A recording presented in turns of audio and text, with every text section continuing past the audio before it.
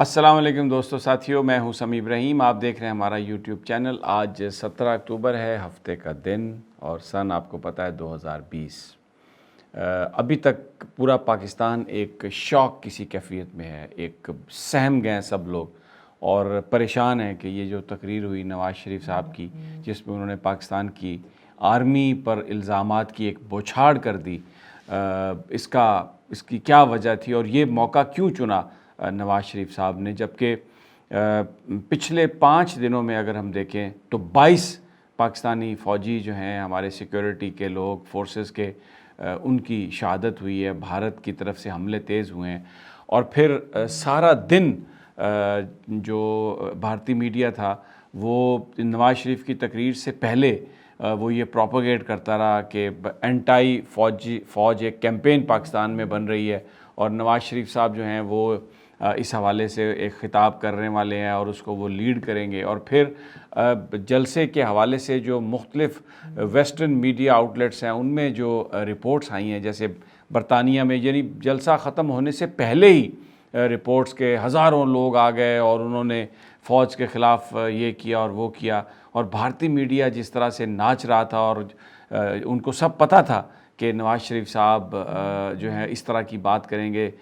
ISI کے سربراہ general فیض پر الزام لگائیں گے، پاکستانی فوج کے سربراہ جنرل قمر جاوید باجوہ پر الزام لگائیں گے۔ ان 2 افراد کا نام لے کر وہ پاکستان کی جو فوج ہے اس کے حوالے سے وہ بات کریں گے اور ایک ملائن کریں گے۔ یہ اس بات کی اب انویسٹیگیشن شروع ہو چکی ہے۔ پرائم منسٹر کا جو خطاب ہے، میں اس کے کچھ حصے آپ کے ساتھ شیئر کروں گا۔ آپ کو بہت ساری چیزوں کا تو پتہ لگ ہی چکا ہے، لیکن جو انویسٹیگیشن ہے وہ یہ شروع ہو چکی ہے کہ کیا ان سب چیزوں کا کوئی کوریلیشن ہے، یہ کون سی کیمپین ہے، کس طریقے سے یہ چلائی جا رہی ہے، اور اب آگے کیا ہوگا۔ اس حوالے سے جو انویسٹیگیشنز ہیں وہ شروع کر دی گئی ہیں، اور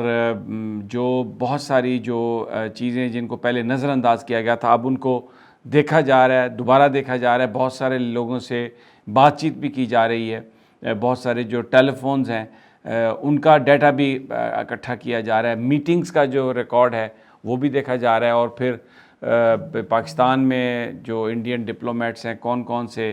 سیاستدانوں سے ملے ہیں، اور کچھ اور بھی مارک کیے ہیں 1-2 ممالک، ان کے سفارتکاروں کی جو ملاقاتیں ہیں پاکستانی سیاستدانوں سے، اس پر بھی نظر رکھی جا رہی ہے۔ لندن میں بھی یہ کہا گیا ہے پاکستان ہائی کمیشن کو کہ وہ تفصیلات حاصل کرنے کی کوشش کرے کہ کون کون سے لوگ ملے ہیں نواز شریف صاحب سے، اور دوسری بات یہ کہ جس وقت انہوں نے جس ہال میں تقریر کی ہے اس ہال میں اور کون کون لوگ تھے، کیونکہ اپنی تقریر کے دوران بار بار نواز شریف صاحب دیکھتے تھے، پوچھتے تھے، پرچیاں ان کے ہاتھ میں آ رہی تھیں، تو ایک بڑا عجیب سا وہ ماحول تھا۔ اور جس طرح انہوں نے گفتگو کی، بالکل ڈائریکٹ الزام لگایا، اس کا جواب جو ہے وہ عمران خان صاحب نے، وزیر اعظم پاکستان نے آج دیا ہے، اور اس میں انہوں نے یوں اپنے منہ پر ہاتھ پھیر کر کہا ہے کہ نواز شریف، اب تمہیں میں پاکستان واپس لاؤں گا اور تمہیں جیل میں ڈالوں گا، اس جیل میں ڈالوں گا جو عام بندوں کے لیے جیل ہے، جہاں پر کوئی VIP ٹریٹمنٹ آپ کو نہیں ملے گا۔ اس کے علاوہ جو ایک اور فیصلہ حکومت نے کیا ہے، جس کا عمران خان صاحب نے جو اعلان بھی کیا، اس میں انہوں نے کہا ہے کہ جو پروڈکشن آرڈرز تھے وہ کسی اب نہیں کیے جائیں گے، یعنی بہت سارے مسلم لیگ نون کے جو رہنما جو گرفتار ہیں وہ اسمبلیوں میں آتے، اور اسمبلی سیشنز میں جو کمیٹیز ہیں اسمبلیز کی، سینٹ کی، ان کے اجلاسوں میں شرکت کے لیے آنے کے بہانے وہ نکل آتے ہیں جیلوں سے، حوالات سے، اور یہاں پر آ کر قیام کرتے ہیں اسلام آباد میں۔ اب کوئی پروڈکشن آرڈر نہیں ہوگا، کسی طرح سے بھی کوئی رعایت نہیں ملے گی، اور ہمیں ذرائع یہ بتا رہے ہیں کہ جو عمران خان صاحب ہیں انہوں نے اپنے قریبی ساتھیوں سے یہ بات کہی ہے۔ انہوں نے یہ کہا ہے کہ یہ جو جنرل قمر جاوید باجوہ اور جنرل فیض کا جو نام لیا ہے، یہ پاکستان کی فوج پر حملہ ہے۔ میں اس حملے کو قطعی طور پر کسی طرح بھی ٹالریٹ نہیں کروں گا، اور کسی قیمت پر بھی، پہلے بھی کوئی NRO نہیں تھا، اب تو قطعی طور پر کسی طرح کی کوئی بات ہی نہیں ہوگی ان سے، کسی طرح کی کوئی رعایت ہی نہیں ہوگی۔ بہت کھل کر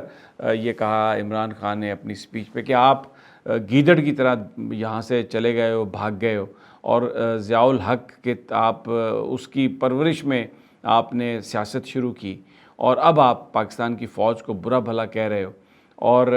یہ جو پاکستان کی دیکھیں ایسے موقع پر ISI کو اور پاکستان کی فوج کو نشانہ بنایا عمران خان صاحب یہ کہہ رہے ہیں نواز شریف نے کہ جس وقت پاکستان کی فوج ایک انتہائی اہم معاملات میں مصروف ہے. افغان پیس پروسیس جو ہے وہ بالکل ایک ایسے انجام تک پہنچ رہا ہے جس میں منطقی انجام تک پہنچ رہا ہے جس میں وہاں پر حکومت قائم ہوگی اور بھارت کا رول ختم ہو رہا ہے. اور اب ڈاکٹر عبداللہ بھی ہم سب کو یاد ہے پاکستان کا دورہ کر کے گئے ہیں. تو یہ جو ساری صورتحال ہے، ان حالات میں پاکستان کی فوج پر حملہ اور پاکستان کی سول قیادت پر حملہ، اس طرح سے یہ حملہ کیا گیا، اس طرح شدید حملہ ایک جلسے میں، پبلک میٹنگ میں، بالکل نام لے لے کے، جس طرح کوئی ایسا لگ رہا تھا جیسے کوئی انڈیا کا پاکستان کی فوج جیسے انڈیا کی فوج ہو، اس طرح سے بات کی. تو عمران خان نے بہت سخت، انہوں نے آج یہ عمران نے کہا کہ اب یہ میں پہلے کی طرح کا عمران نہیں ہوں اور بالکل قطعی طور پر کوئی رعایت نہیں کروں گا. جلسے جو ہیں، اگر جلسہ اس لیے کیا جائے گا کہ اس میں پاکستان کی فوج کو گالی دینی ہے، ISI کو گالی دینی ہے، تو کوئی ایسے جلسے کی پاکستان میں اجازت نہیں ہوگی. جمہوریت کے نام پر کسی کو یہ اجازت نہیں دی جا سکتی کہ آپ آ کے پاکستان کی جو فورسز ہیں ان کے حوالے سے کوئی اس قسم کی گفتگو کریں، جبکہ وہ فورسز قربانیاں دے رہی ہیں. یعنی میں نے آپ کو بتایا کہ پچھلے 5 دنوں میں جو مختلف حملے ہوئے ہیں اس میں پاکستان کی سیکورٹی فورسز کے 22 افراد شہید ہوئے ہیں. سیولینز کی جو شہادت ہے وہ اس کے علاوہ ہے. اور جو مسلم لیگ نون کے اندر کی جو خبریں ہیں وہ میں آپ کے ساتھ شیئر کر رہا ہوں بڑی رسپانسبلٹی کے ساتھ. بہت سارے جو مسلم لیگ نون کے MNAs ہیں، MPAs ہیں، وہ اس معاملے میں ششدر رہ گئے ہیں، ہکا بکا رہ گئے ہیں. اور وہ اپنے آپ کو انہوں نے آپس میں جو انیشل جو کنسلٹیشن ہوئی ہے، اگر یہ بیانیہ نواز شریف صاحب کا جاری رہتا ہے اور اس طرح کی اگر چیزیں کی جاتی ہیں تو ان کے لیے بڑا مشکل ہوگا کہ وہ مسلم لیگ نون میں نواز شریف صاحب کے ساتھ وہ کام کریں. اور اس حوالے سے یہ بھی ہو سکتا ہے کہ وہ جو شہباز شریف صاحب ہیں ان کی طرف آئیں اور شہباز شریف صاحب کوئی اس حوالے سے رول پلے کریں. ویسے میں تو اپنی ذاتی رائے میں شہباز صاحب اور نواز صاحب میں کوئی فرق نہیں سمجھتا. یہ چکمہ دینے کے لیے، دھوکہ دینے کے لیے کوئی بھی گیم پلان بنا سکتے ہیں. تو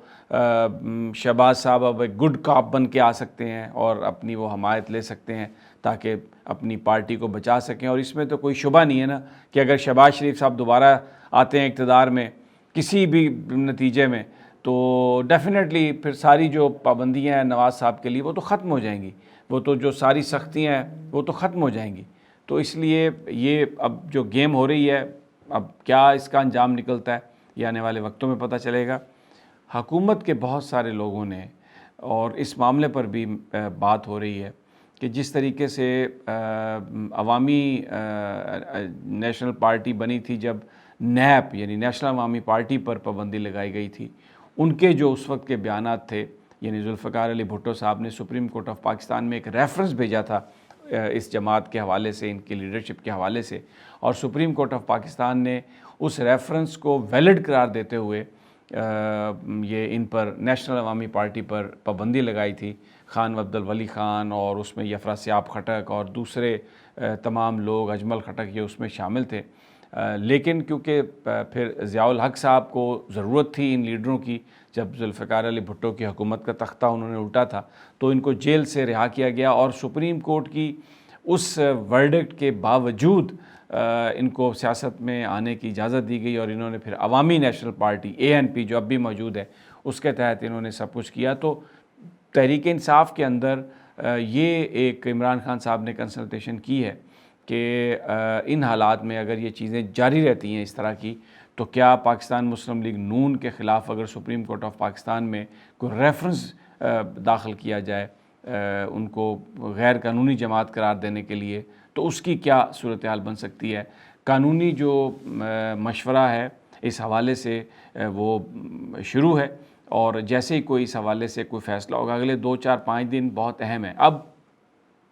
16 اکتوبر کے بعد جو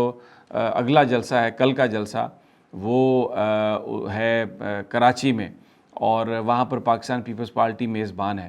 اور یہاں پر بلاول بھٹو نے بھی جو زبان استعمال کی ہے اس جلسے میں وہ بھی انتہائی نازیبا زبان تھی، اور اس میں انہوں نے بھی پاکستان کی فوج کے حوالے سے بڑی گفتگو کی ہے۔ اور اب دیکھنا یہ ہے کہ جو پیپلز پارٹی ہے وہ اپنی میزبانی میں جب یہ جلسہ کرتی ہے کراچی میں، تو وہاں پر سٹیج پر کس طرح کی لینگویج استعمال ہوتی ہے، اور کیا نواز شریف صاحب کا جو ٹیلی فونک خطاب ہے وہ ہوتا ہے یا نہیں وہاں پر یوٹیوب کے ذریعے، پھر وہ پورے پاکستان میں اس کو نشر کیا جاتا ہے، تو کیا وہ ہوگا یا نہیں، یہ اب اس کو دیکھ رہے ہیں۔ بہت سارے پیپلز پارٹی کے اندر بھی جو بہت سارے ایسے لوگ ہیں جو نواز شریف صاحب کے بیانیے کو اپنی سیاست کے لیے زہر قاتل قرار دے رہے ہیں۔ بہرحال یہ ایک ایسی سچویشن پیدا ہو گئی ہے، اس سے جو سارا یہ معاملہ ہے یہ کھل کر سامنے آ گیا۔ نواز شریف صاحب جو ہیں انہوں نے بنیادی طور پر پاکستان کی فوج پر اس وقت تنقید کی ہے، آپ دیکھیں جب فیٹف کا اجلاس ہونے والا ہے، آپ یہ دیکھیں جب پاکستان گرے لسٹ میں ہے اور کوشش کر رہا ہے کہ ہم نکلیں باہر، اس میں وہ ٹیرر فائنانسنگ کے حوالے سے لیجسلیشن ہوئی ہے، منی لانڈرنگ کے حوالے سے لیجسلیشن ہوئی ہے، لیکن پاکستان کی فوج کے حوالے سے کہ وہ سیاسی مداخلت کرتی ہے اور وہ معاملات کو اپنے ہاتھ میں لینے کی کوشش کرتی ہے، یہ جو الزامات ہیں یہ بڑے سنگین الزامات ہو سکتے ہیں۔ پھر اس کے علاوہ جب لائن آف کنٹرول پر اتنی زیادہ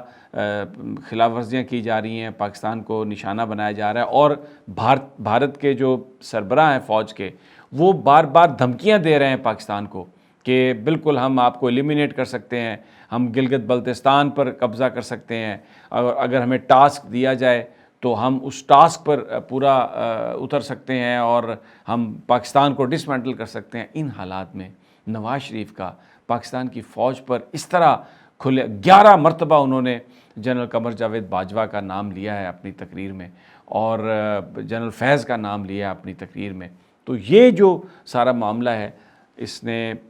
بہت زیادہ غم و غصہ ہے، اور اس وقت میٹنگز ہو رہی ہیں اور یہ پتہ لگانے کی کوشش کی جا رہی ہے کہ کون کون سے لوگ آخری دنوں میں نواز شریف سے ملے ہیں جنہوں نے ان کو یہ ترغیب دی اور اس طرح کھل کر انہوں نے پاکستان کی فوج پر یہ حملہ کیا۔ اگلی ویڈیو تک اجازت دیجیے، اللہ نگہبان۔